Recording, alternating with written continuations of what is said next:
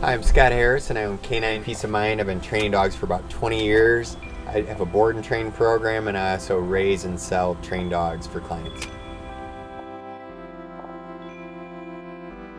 A trained dog, in my opinion, is a lot different, I think, than what most people think of a trained dog. Everybody hears trained dog and the first thing they do is they say sit.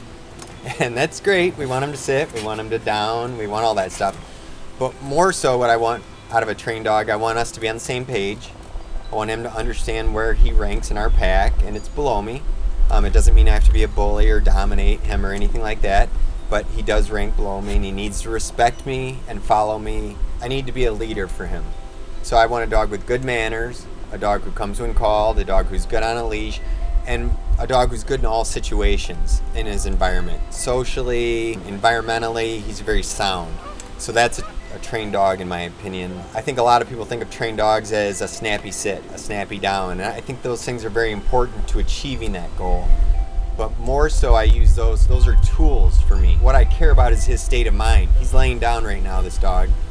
But what's his state of mind? Right now he's in a good state of mind. He's looking to me for direction, he's behaving. His manners are good, he's not barking, he's not pawing at me. Whatever comes into the picture, I want to be able to get this. And it's my job to help him get there.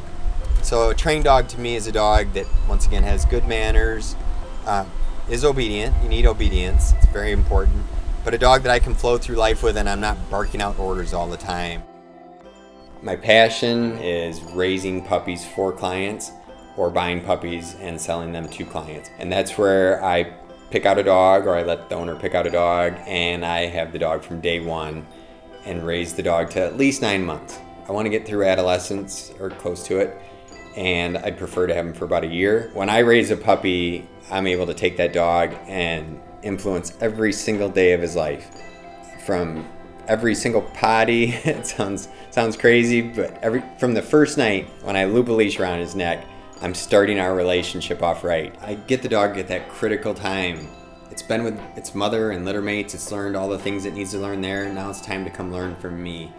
And I'm able to influence the dog through that period. 12 to 16 weeks, imprinting phase, puppyhood, adolescence.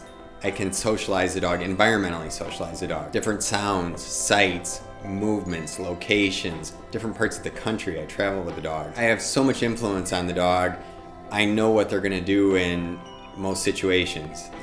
You can't set up everything, but when I have the dog for close to a year, I can encounter most things.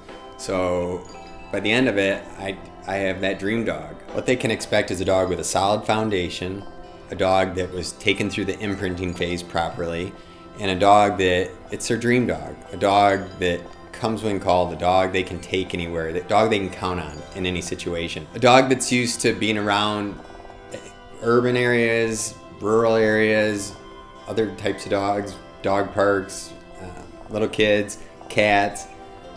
I expose them to everything. If you can think of it, I've tried to expose them to it. Benefits of buying a trained dog. I have people come to me all the time who talk to me about pricing of my training programs, and I understand you got to do what works for you. But when I start talking to these people, I find out that, say they have a 3-year-old dog.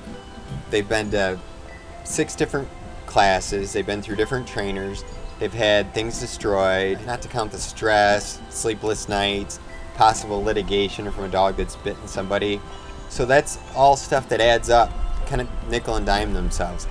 So that was another reason that I really wanted to promote this. Why go through all that when you can start off with a dog that already understands this stuff? You don't have to have the destroyed couch. You don't have to worry about the dog who doesn't know how to be around kids, the dog who doesn't know how to be around other dogs, the dog who might bite the mailman. It's always a possibility. They are animals.